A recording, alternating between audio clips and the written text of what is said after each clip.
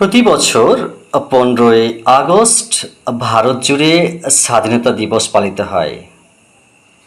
1947 সালের এই দিনেই ব্রিটিশ উপনিবেশিকতা থেকে ভারতকে স্বাধীন ঘোষণা করা হয়। মানুষ অনেক স্বাধীনতা সংগ্রামীর আত্মত্যাগকে স্মরণ করে, যারা ভারতের স্বাধীনতার জন্য লড়াই করে তাদের জীবন উৎসর্গ করেছিলেন।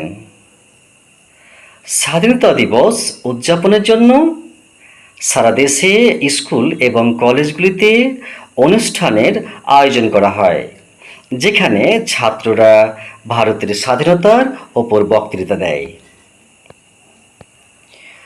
স্বাধীনতা দিবস যত ঘনিয়ে আসছে, শিক্ষার্থীরা বক্তৃতা দেওয়ার জন্য প্রস্তুত